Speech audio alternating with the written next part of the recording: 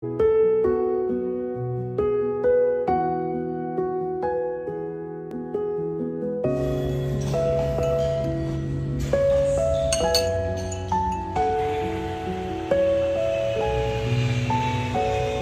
ibadah saat ini, GKJ Jatimulyo kedatangan jemaat tamu paduan suara pria kontingen Pesparawi dari Kabupaten Murung Raya, Provinsi Kalimantan Tengah, yang nanti akan mengisi pujian di tengah ibadah. Kontingen Pesparawi dari Kabupaten Murung Raya ya Pak, Murung Raya Kalimantan Tengah. Luar biasa sekali. Selamat datang Bapak di GKJ Jatimulyo. Selamat datang di Yogyakarta. Yang akan menyampaikan firman Tuhan pada saat ini ialah Pendeta Sadheri Sucahyo.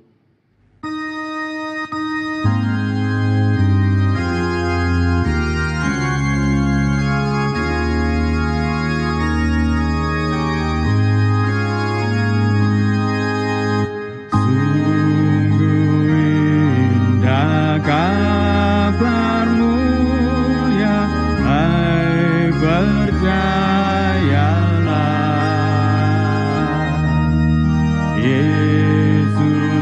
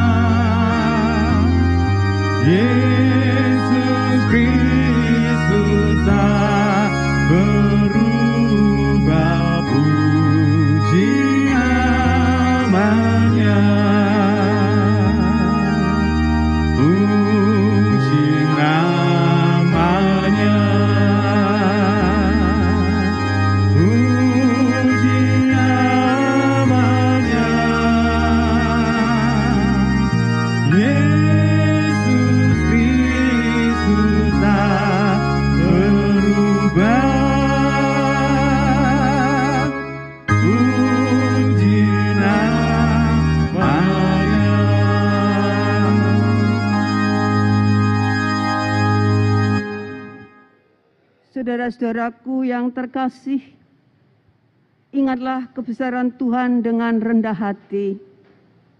Tundukkanlah kepala dengan menyadari segala kelemahan dan kekurangan kita, dan dengarkanlah hukum kasih-Nya.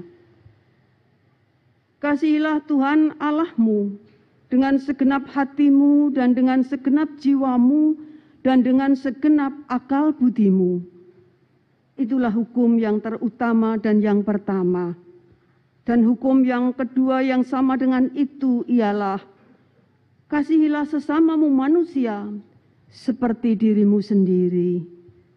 Dan pada kedua hukum inilah tergantung seluruh hukum Taurat dan kitab para nabi. Saudara-saudaraku, mari kita hening sejenak, berdoa secara pribadi, mengakui segala dosa dan kesalahan kita di hadapan Tuhan, karena kita tidak mampu melakukan hukum kasih yang diajarkannya. Doa pribadi kami persilahkan. Jemaat diundang berdiri. Terimalah berita anugerah dari Tuhan yang diambil dari Matius 11 ayat 28 sampai dengan 30 yang demikian.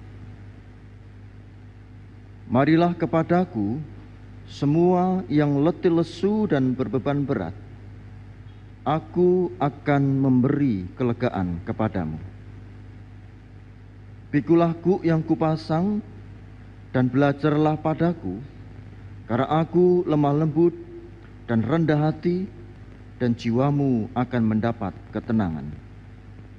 Sebab kuk yang kupasang itu enak dan bebanku pun ringan. Amin. Demikianlah sabda anugerah Tuhan. Bapak, Ibu, Saudara, dan anak-anak yang terkasih, tiba saatnya bagi kita menerima tuntunan Tuhan dalam pelayanan sabda. Mari kita berdoa dalam pujian, memohon tuntunan Roh Kudus agar firman yang diperdengarkan sungguh-sungguh memasuki hati kita. Bersabdalah Tuhan, kami mendengarkan.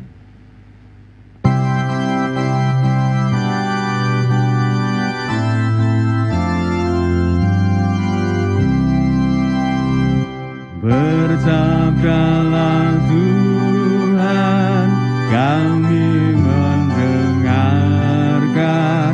Bersabdalah Tuhan, kami mendengarkan.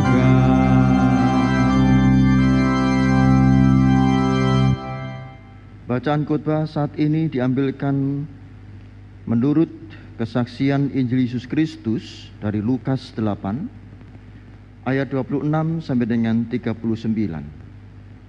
Lukas 8 ayat 26 sampai dengan 39. Yesus mengusir roh jahat dari orang Gerasa. Lalu mendaratlah Yesus dan murid-muridnya di tanah orang Gerasa yang terletak di seberang Galilea.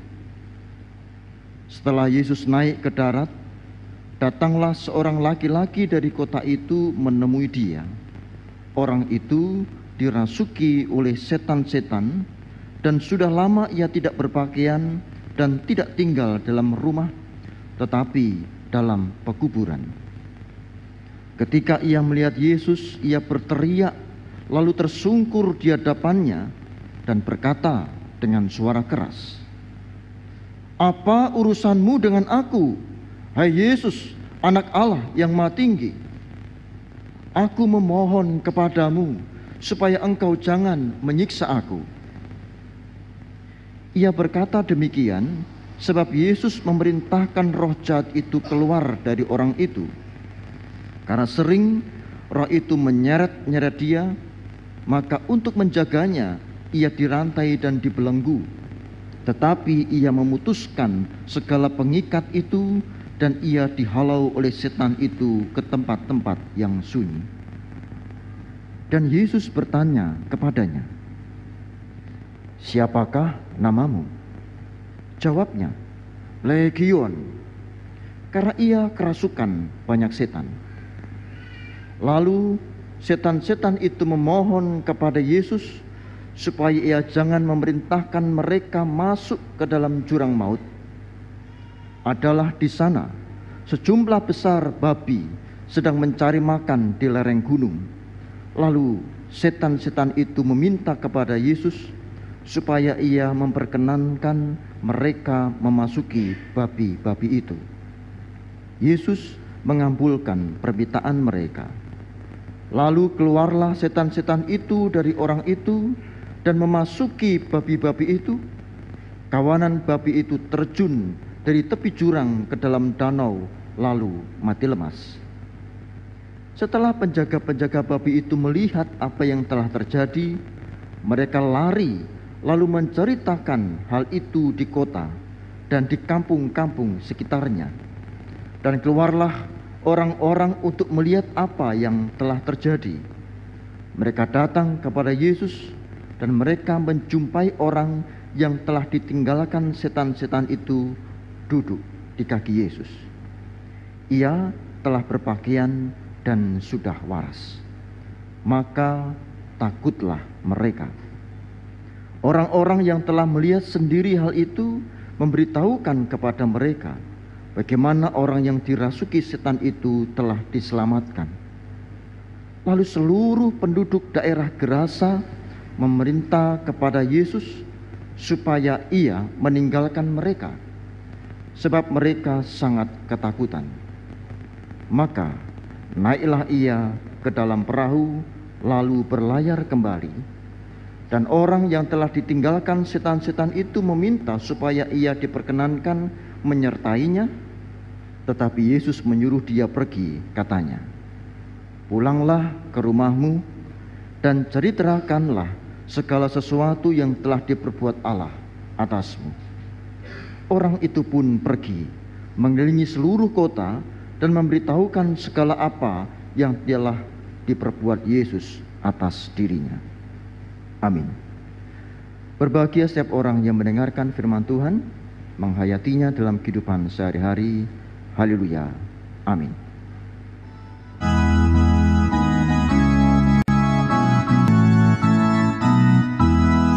Haleluya, haleluya, haleluya, amin.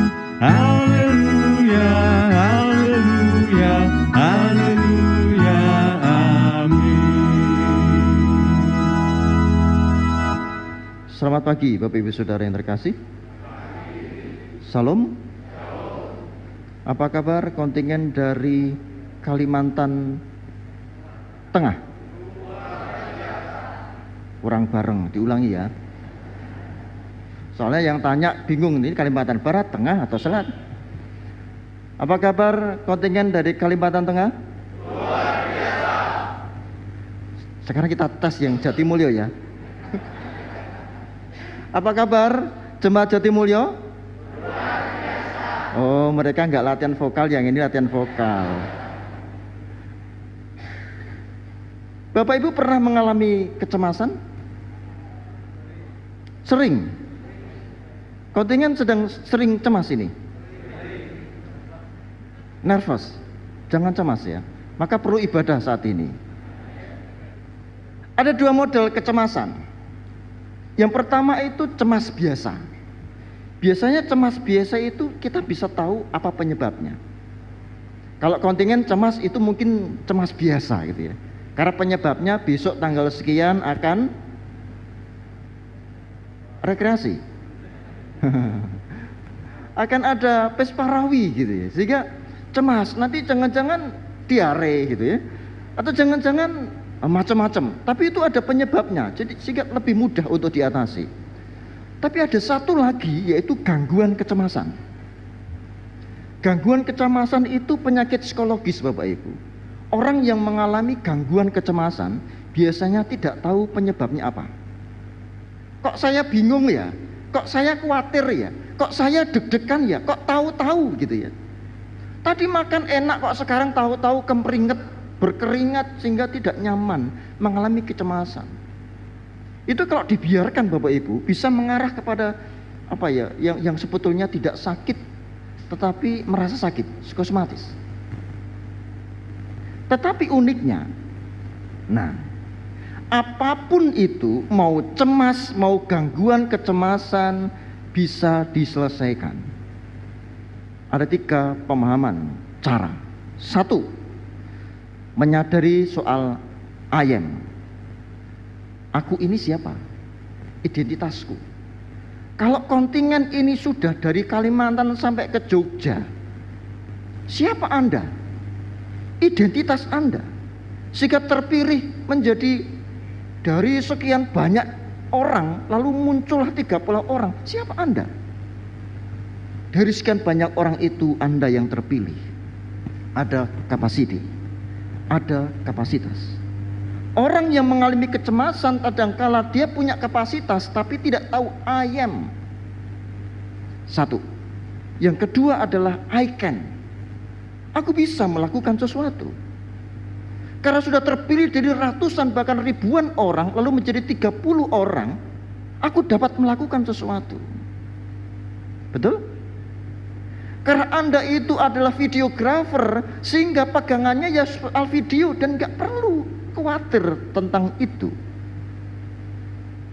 2. Yang ketiga, saudaraku, 2 ini menjadi tidak memiliki daya apapun ketika yang ketiga tidak dihayati. Yang ketiga adalah I have. Aku memiliki. I have di sini aku memiliki dukungan. Aku memiliki Tuhan. Seperti Daud itu loh, ya toh? Goliat itu seberapa mengerikan, ya ngeri banget. Orangnya gede, tinggi, keahlian berperangnya luar biasa. Tetapi apa kata Daud? Kamu membawa pedang, kamu membawa peralatan yang begitu hebat, tapi aku membawa nama Tuhan. I have. Aku punya Tuhan. Ayo kita ngomong bareng-bareng. Aku punya Tuhan. Bareng-bareng. 1, 2, 3.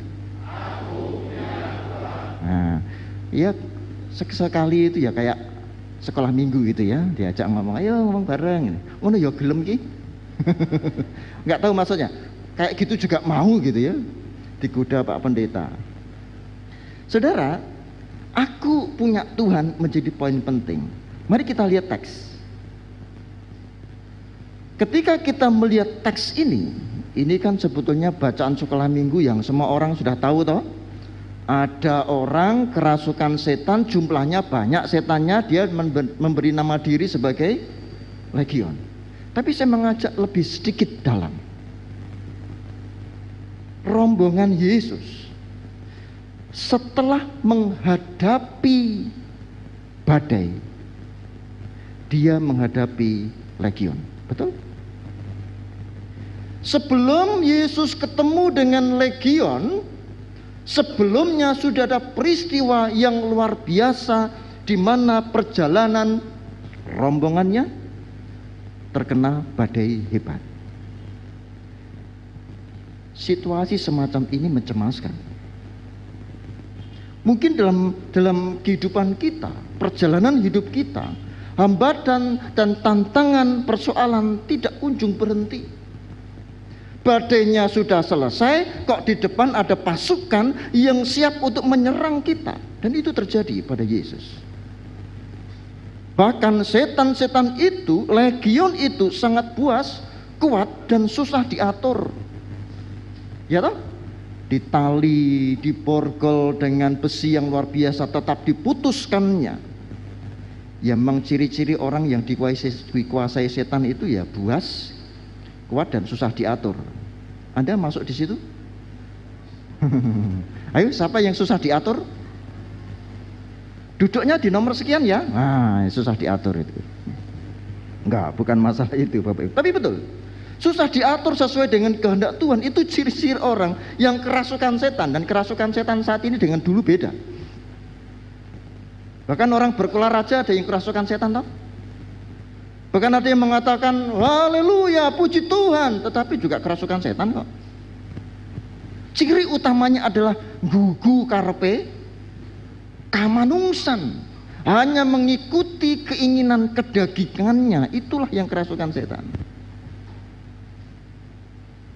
Kalau Anda seperti rombongannya Tuhan Yesus, coba kita transformasikan. Saya sudah punya masalah besar, saya sudah ingin berhenti dan selesai, ingin rekreasi. Pandemi sudah mulai selesai, ingin rekreasi. Tapi ketika di depan ada masalah lagi, apa yang Anda rasakan? Ayo. Ketika Anda sudah selesai dalam suatu masalah, lalu di depan ada masalah yang lebih besar lagi, apa yang Anda lakukan? Lari atau hadapi? Pilih mana? Kok orang jawab? Lari atau hadapi?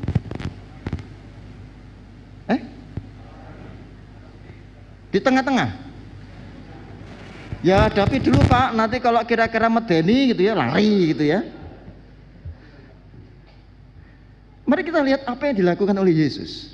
Menarik saudara.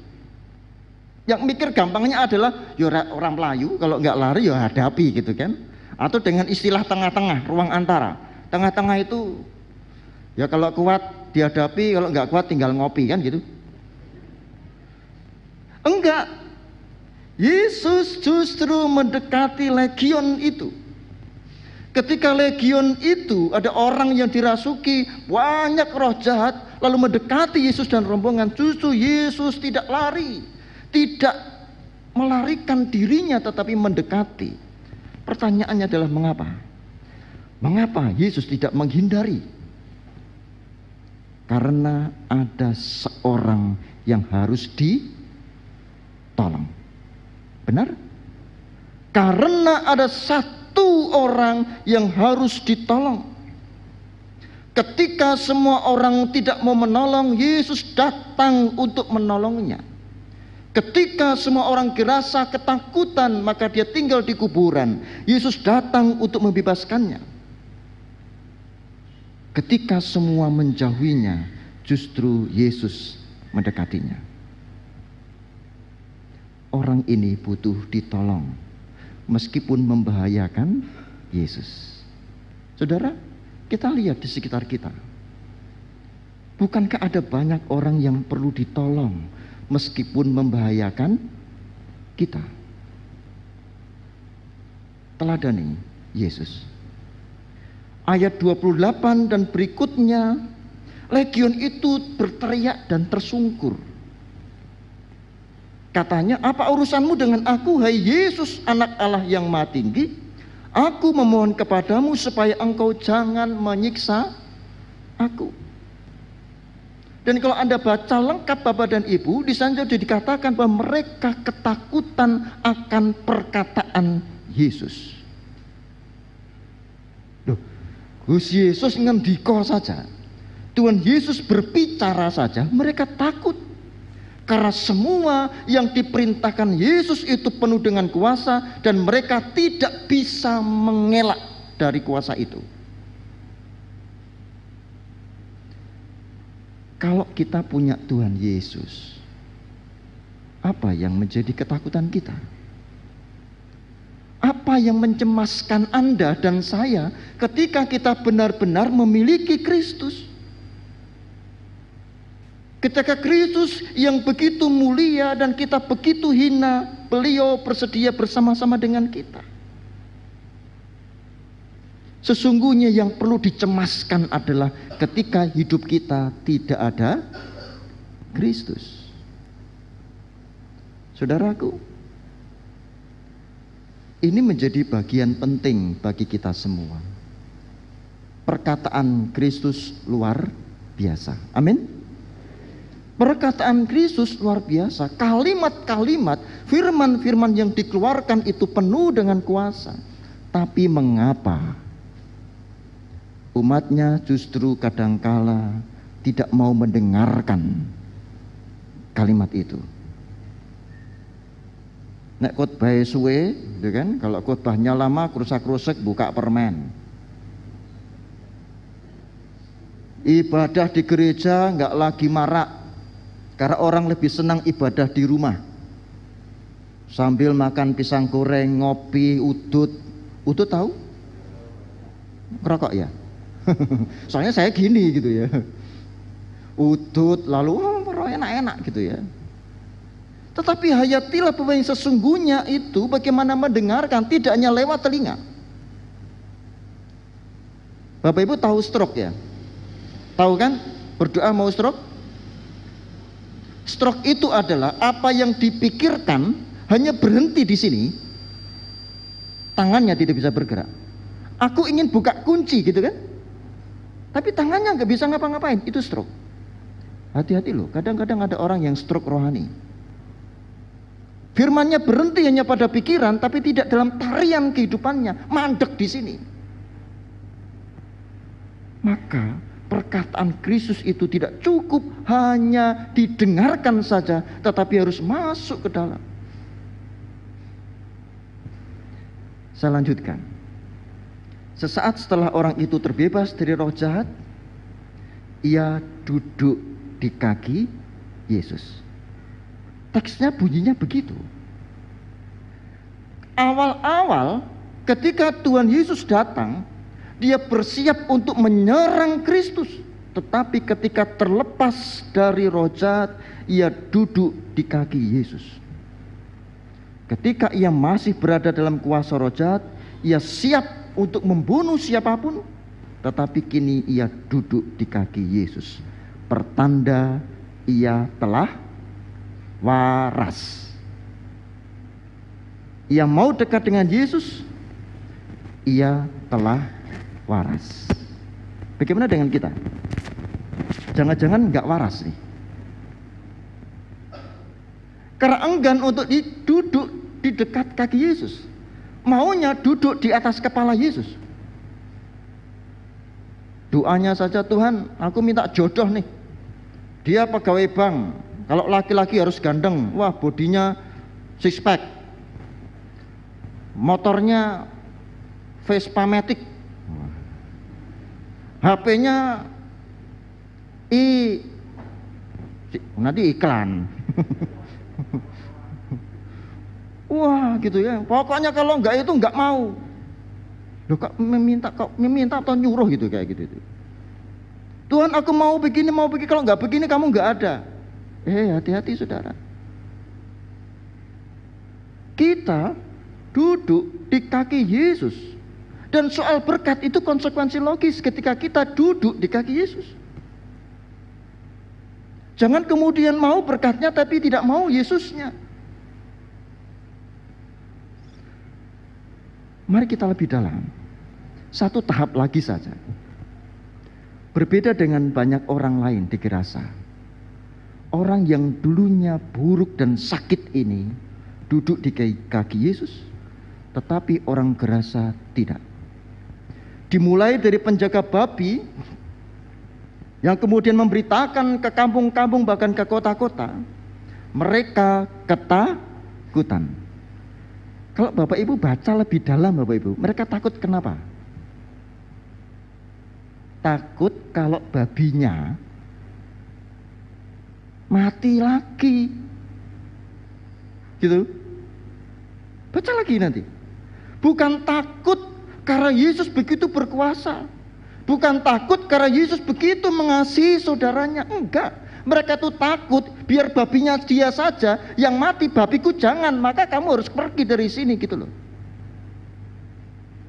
Mereka lebih mencintai babi-babi mereka ketimbang juru selamat yang datang di Gerasa. Bagaimana dengan kita? Jangan-jangan kita lebih mencintai babi-babi kita. Orang dia babi ding. Maksud saya adalah benda barang apapun yang berbau-bau dunia dan tidak menganggap lebih penting Kristus Sang Juru Selamat yang hadir dalam hidup kita. Kita berpikir bahwa aset itu sesungguhnya adalah tanah yang kita miliki, aset itu adalah benda-benda yang ada di sekitar kita. Tetapi iman itu sesungguhnya juga aset loh Bapak Ibu, aset rohani. Harta benda itu dalam hitungan detik ting gitu habis ya habis. Kita boleh tidak memiliki apapun di dunia ini, tetapi kita tidak boleh tidak memiliki iman kepada Tuhan. Nah, ketika orang bersedia menerima Kristus, masih adakah kecemasan dalam dirinya? Kita tidak tahu tentang masa depan kita. Saya juga tidak tahu besok kontingen menang atau tidak. Tapi bagi saya itu nggak penting. Karena yang terpenting apa? Anda memuji nama Tuhan dan Anda sudah dimenangkan sebelum lomba dimulai. Menjadi salah ketika kontingen-kontingen berlomba-lomba untuk menang dengan cara menginjak kepala yang lain. Mungkin perlu diganti bukan lomba gitu ya. Nyanyi bareng-bareng memuji nama Tuhan gitu ya. Itu jadi aneh ya. Tapi jiwanya gitu. Demikian juga dengan yang lainnya. Apa yang perlu dicemaskan dalam kehidupan kita ini? Oh Pak Sat, apakah tidak pernah cemas? Oh sering. Apalagi kalau konseling itu medeni. Konseling marah-marah gitu kan. Loh sini mau mendampingi malah dimarahi gitu kan. Pernah. Tetapi kembali disadarkan bahwa di dalam Kristus mungkin sekarang gak enak rasanya, tetapi ke depan damai sejahtera. Amin. Amin. Kalau belum 100% khotbahnya belum selesai. Amin. Dan amin bukan tanda khotbah selesai. Barbar Pak. Kalau Jatimulyo biasa saya gitu kan Pak, jadi mereka biasa-biasa saja begitu. Tapi saya hanya mau menandaskan kok, mengatakan amin itu kan betul-betul dari hati toh. Gak hanya kalau amin lalu selesai khotbahnya lalu wayai nyanyi kan gitu kan, habis itu soalnya mau nyanyi mereka. Enggak, tapi bagaimana kita itu menghayati amin Tuhan. Percaya Tuhan bahwa di dalam Tuhan kecemasan mungkin memang ada, tetapi itu tidak mempengaruhi iman kita, sehingga kita dikelola demikian baik dan jalan menuju Tuhan. Amin. Saat ini bagi kita semua persembahan pujian Bapak dan Ibu dari saudara-saudara kita kontingen Kalimantan Barat, dipersilakan. Tengah, oh ya, minta maaf, Kalimantan Tengah, bukan Barat.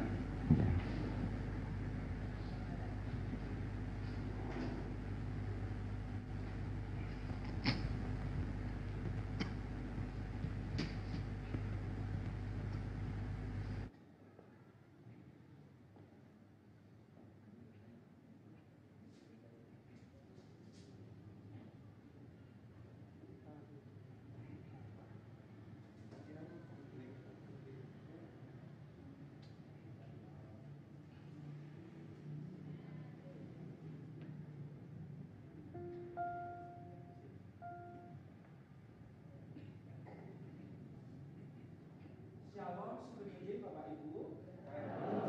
Kami Paduan Suara Pria dari Kabupaten Murung Raya, Provinsi Kalimantan Tengah, pada pagi hari ini akan menaikkan pisungsung pujian yang berjudul Mazmur 150. Yang kedua, Tuhan adalah terangku dan keselamatanku. Yang ketiga, dalam bahasa Latin Salite, naikkan suaramu pujian untuk Tuhan. Matur nuwun.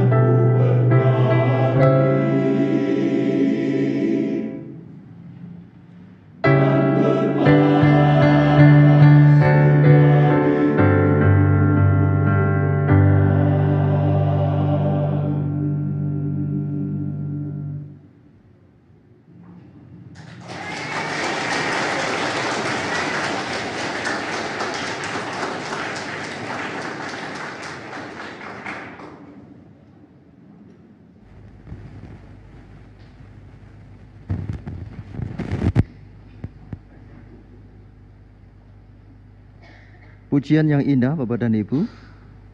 Kontingen dari Kabupaten Murung Raya, Kalimantan Tengah sudah menang di Jatimulyo.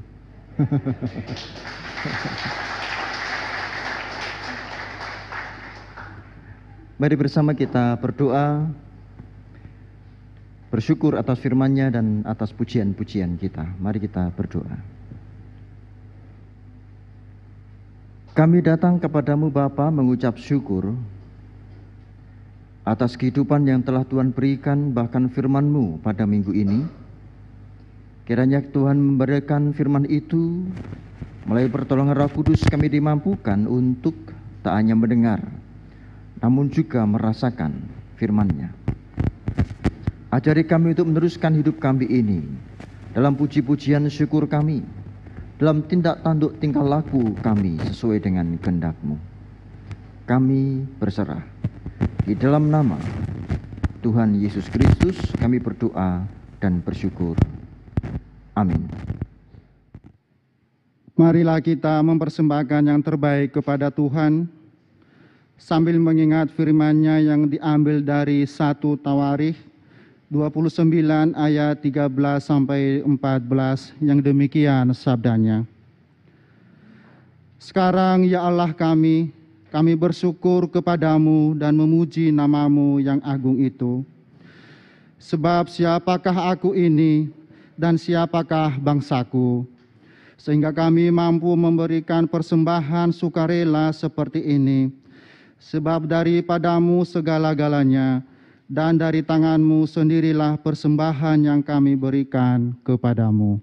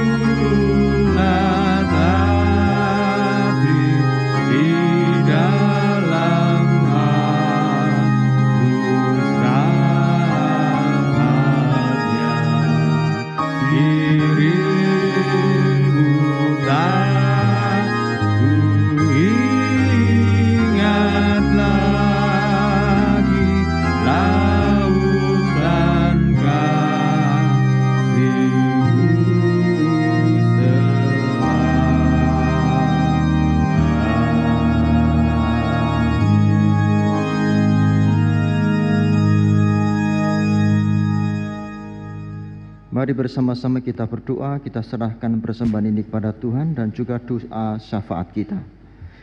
Mari kita berdoa. Bapa, kami mengucap syukur di dalam ibadah ini Tuhan masih memberikan kesempatan bagi kami mengaturkan persembahan yang sudah kami siapkan dari rumah dengan ketulusan hati kepadamu. Terimalah persembahan ini ya Bapa dan berkatilah. Demikian juga kami berdoa dalam doa syafaat kami. Masih dalam masa pandemi meskipun kondisi jauh lebih baik, kami bersyukur ya Tuhan, jikalau masa pandemi ini mampu kami lewati itu semua karena kasih-Mu kepada kami. Karena Tuhan yang senantiasa menolong, memberikan dukungan, tuntunan, lebih-lebih kesehatan. Maka ya Allah, kiranya kami senantiasa dipersiapkan menghadapi segala macam situasi yang ada di hari-hari depan kami di dalam kasih-Mu, sehingga kami tidak mengalami kecemasan. Kami juga berdoa untuk bangsa dan negara kami yang kami cintai, Indonesia. Meskipun kami memiliki perbedaan-perbedaan, namun biarkanlah Tuhan mengajari kami memaknainya dalam potensi keberagaman. Meskipun kami berbeda agama, berbeda kepentingan, berbeda suku dan ras, berbeda perbedaan yang lain, namun tidak mengganggu bagi kami membangun NKRI, Negara Kesatuan Republik Indonesia. Ajari kami untuk saling menghargai sesuai dengan teladan-Mu yang penuh dengan kasih itu ya Bapa. Lebih-lebih untuk gereja-Mu, tidak hanya untuk gereja Tuhan di Jatimulyo, namun juga gereja Tuhan di Indonesia, bahkan di dunia. Ajari kami untuk melakukan kasih tak hanya dalam indahnya kata-kata, namun dalam perbuatan-perbuatan kami. Jadikan kami sebagai gereja yang tak hanya dipanggil masuk ke dalam, namun juga diutus keluar untuk menyatakan kasih itu kepada sesama kami. Damai sejahtera Allah dalam persekutuan bersama Sang Putra dan Roh Kudus yang melampaui segala akal, memelihara hati dan pikiran saudara untuk merendah dan melayani Dia dari sekarang sampai selama-lamanya. Amin.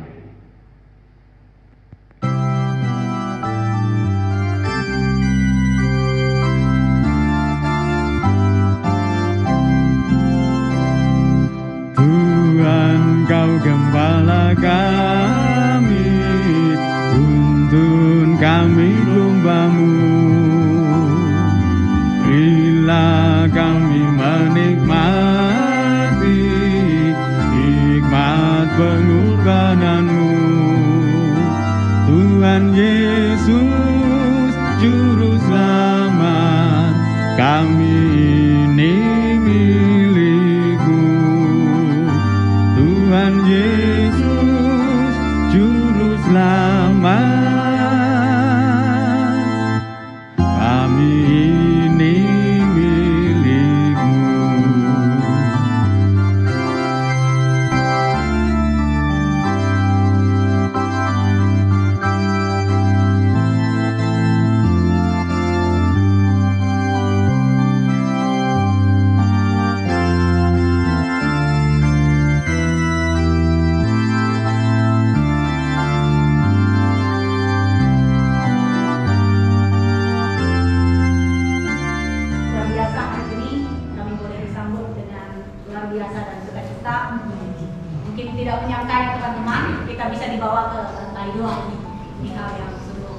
Menyenangkan bagi kami semua. Terima kasih atas sambutannya. Tuhan memberkati Bapak Ibu yang sudah melayani kita bersama. Dalam kesempatan ini kami dari Paduan Suara Pria dari Kalimantan Tengah ada 35 orang yang tadi, 35 orang yang boleh datang dan beribadah di tempat ini, dan kehadiran kami memang dari berbagai gereja. Saya adalah Pendeta Seri Satya, melayani di Jemaat GKI Eklesia, jadi tingkat sinode, kemudian tingkat resort ada MPH resort, ini Pak Ono salah satu, juga urusan duit Pak. Aman ya Pak? Iya.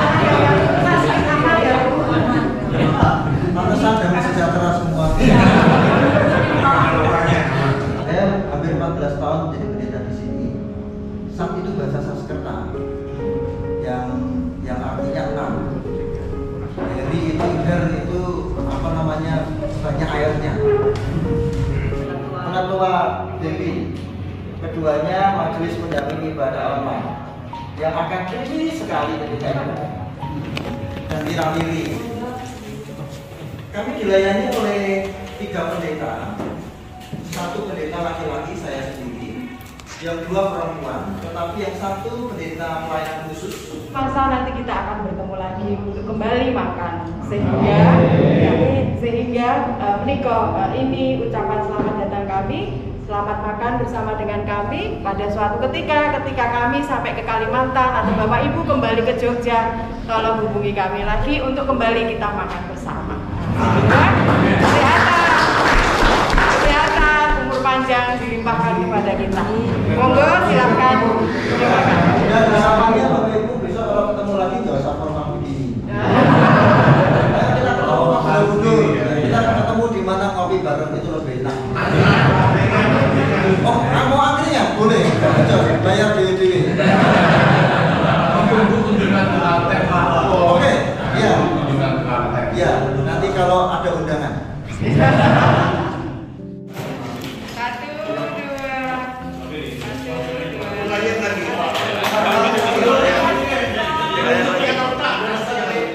Ibu.